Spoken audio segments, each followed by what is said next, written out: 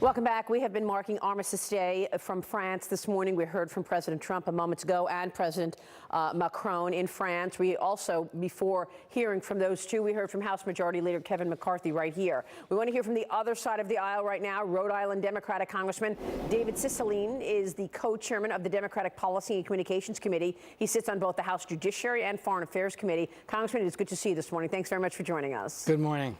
And let me start off where I started off with Kevin McCarthy, and that is give us your reaction to the midterm elections. Your party obviously now in the lead in terms of the majority in the House, and you've got leadership races next week, which I'll get to. Your reaction to what took place? Well, I think it was a very good night for Democrats, a very good night for the country. We won all across America, running on a message to get things done for the American people, to focus on driving down the cost of health care, particularly the cost of prescription drugs, raising family incomes by rebuilding the country and creating 16 million good-paying jobs with a serious infrastructure bill, and taking on the serious corruption in Washington and the money in politics and reforming our system. So Democrats ran on that. We won in places like Kansas and Pennsylvania and Michigan, and it shows when Democrats speak about the issues that matter in people's lives and have an agenda to improve those things, we can get elected and we can win.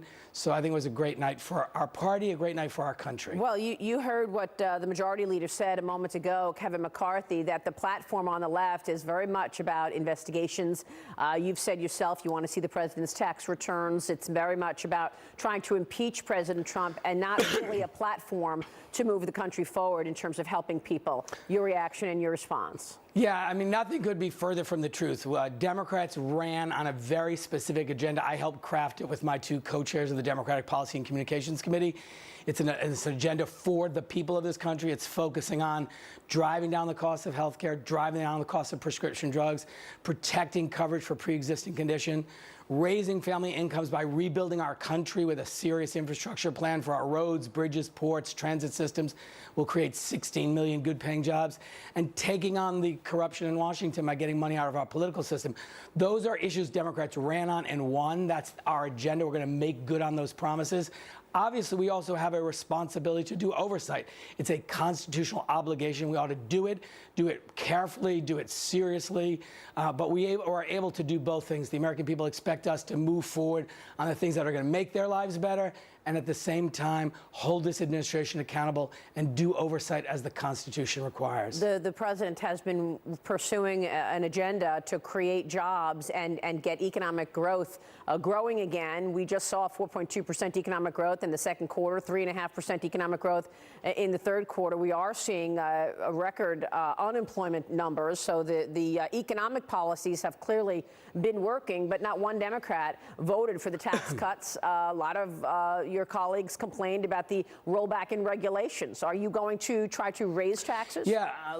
Look, I think we should recognize the low unemployment rate is terrific news, and we should all celebrate it. But the problem is when you dig below those numbers, you see too many Americans are working 2 and 3 jobs just to make ends meet. Incomes still are not going up at the pace they should. And the fact is that tax cut gave 83% of that tax cut to the top 1%, to the richest people in this country. And now the Republicans are proposing we pay for that by cutting Medicare and Social Security. We can't do that. We've got to protect Social Security and Medicare. We need a tax cut for middle-class families, not 83% of it going to the top 1% richest people in this country and the most powerful corporations. Well, I've got to push back on that because 80% of the tax cut plan did not go to the top 1%. As you know, Congressman, the tax cut plan lowered all income levels and they doubled the standard deduction. So Maria, that's just not true. No, it is true. Maria, that's just not true. An independent outside group said 83% of that tax cut goes to the top 1%, the richest people in this country, the most profitable corporations. That's it's just not true. You know it, and I know it. Let me ask you this. It is true. Maybe you get there because the corporate rate was cut. Are you saying you want to have That's the corporate? Right. That's right. So you want the corporate rate at 35%? Well, so you acknowledge it's right that 83% does go to the top 1%. Congressman, do you want to raise the corporate tax rate? Is that what you're saying? Well, what I say we have to do is we have to be responsible about that. We created a $2 trillion deficit by giving 83% of a tax cut to the top 1%, and now Republicans are proposing to cut Social Security and Medicare to pay for that. That's not acceptable. Look, I understand that you want to keep with this talking point that is inaccurate. That's fine. No, you can do as you will. But it's not inaccurate. The question is, what are you going to do on taxes? Are you looking to raise taxes? Are you looking to reverse the economic policies of this president? No, what I think we need to do is give a real tax cut to working families, to middle-class families. That's permanent and long-standing, not giving 83% of it to the top 1%. That sounds like what's being worked on right now, tax cuts 2.0. Are you going to vote for that? No, it's not being worked. It's not being worked on right now. The president said it was going to happen 2 weeks ago.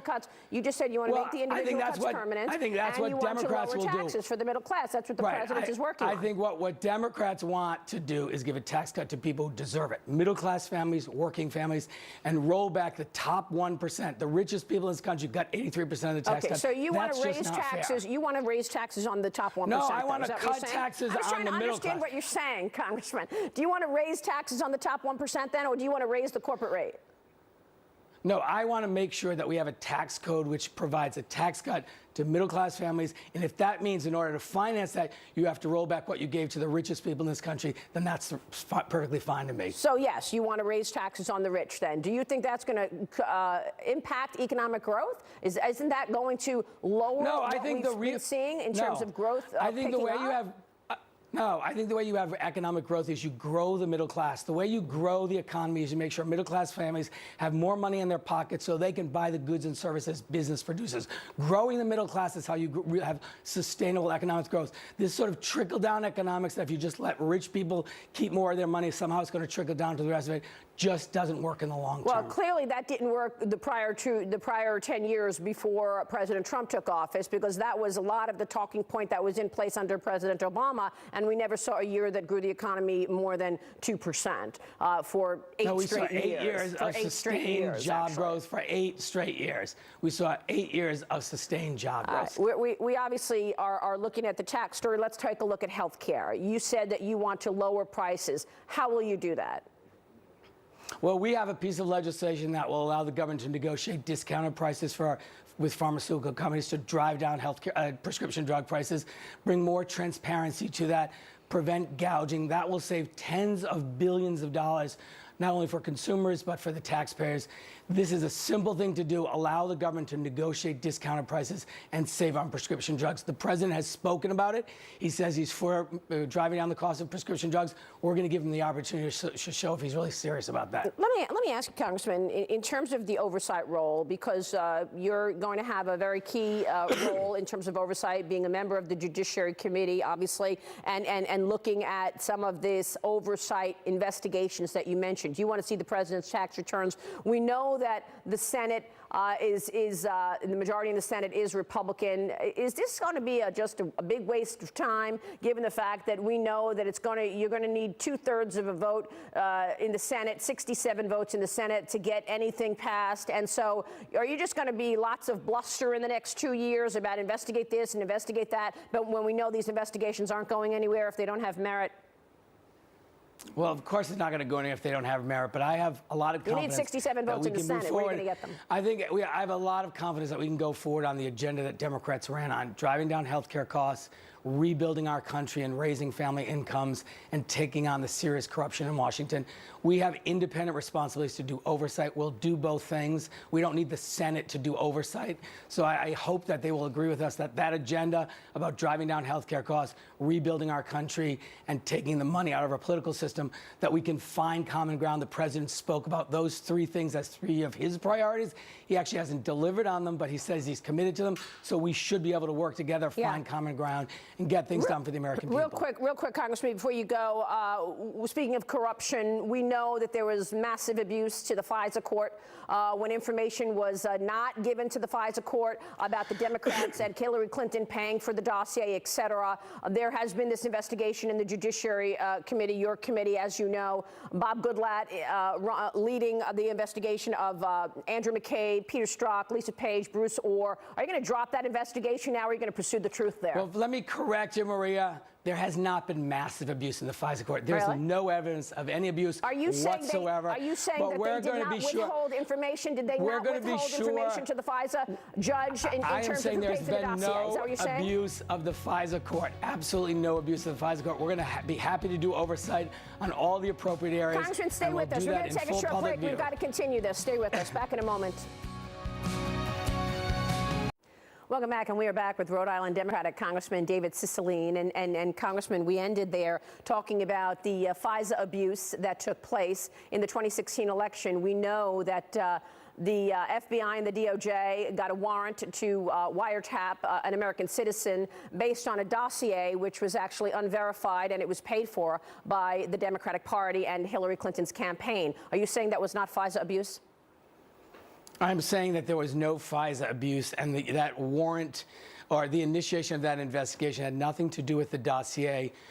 This is a part of an ongoing effort to why was an American citizen wiretapped, sir? It has to do with an ongoing campaign to undermine the legitimacy of this investigation. We shouldn't lose sight of the fact that the Russians attacked American democracy. Attacked American democracy. Sir, and we ought to take that seriously, and we should do oversight. Why was Andrew McCabe referred for criminal charges?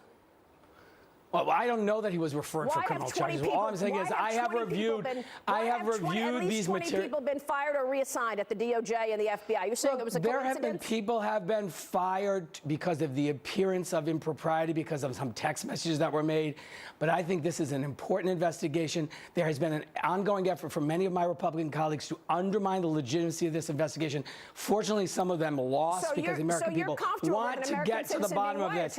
So you're comfortable with an American citizen being wiretapped? I am not comfortable with an American citizen being wiretapped. The FISA warrant was issued properly by the court, and we have to protect the integrity of this investigation. No matter how much people wish, no matter how much that Hillary Clinton paid for the dossier. That is not true, because Hillary Clinton didn't pay for the dossier. You want the rule of law, right, Congressman? We want the rule of law. We want this investigation to be completed. We want to know what the facts are. The American people have a right to know that. Okay, so just for the final, just to put a button on this, you are going to continue that investigation then in the Judiciary Committee?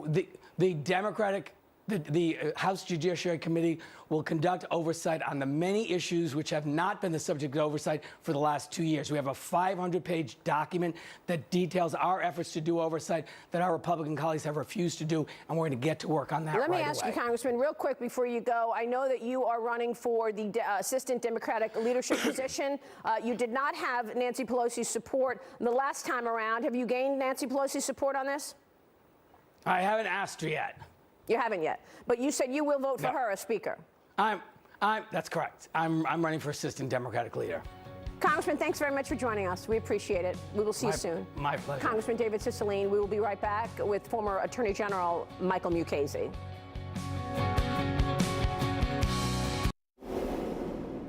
Welcome back. I want to bring in Michael Mukasey right now. He is former Attorney General for George W. Bush and former federal judge, and it is great to see you, Judge. Thanks so much for being here. Your reaction to what you just heard from David Cicilline. Hard to know where to begin. The notion that there was no FISA abuse is ridiculous. The FISA court was not told the reason why Steele was no longer an FBI informant, which is not only that he spoke to the press, but that he lied about it. There's a big difference in his credibility. Yeah. Secondly, Carter Page, who was the subject of the FISA warrant, they had to show that probable cause to believe that not only that he was an agent of a foreign power, but that he was involved in the commission of a crime. The one person in all of this who has not been charged with a crime is Carter Page. After 2 years, right. And you've got the Constitution right in front of you. So thank you for bringing the declaration. The notion that there is a constitutional duty of oversight is hogwash. Yeah. This is a Constitution. The word oversight isn't anywhere in it. Let me switch gears and ask you about this legal spat over naming Matthew Whitaker as the acting Attorney General. Your thoughts on this? Does the president need to get a Senate-confirmed AG in there as soon as possible, or what are your thoughts on Matthew Whitaker? I don't know Matthew Whitaker. I know people who think highly of him, but that doesn't necessarily mean that he can fill this position. There is a statutory authorization to name somebody who has the qualifications Matt Whitaker has. He's been there for 90 days in a senior role. Under the Vacancies Act, he can be appointed. However, The Constitution says that the president can appoint officials, which is defined by Supreme Court cases as principal officers, only with the advice and consent of the Senate.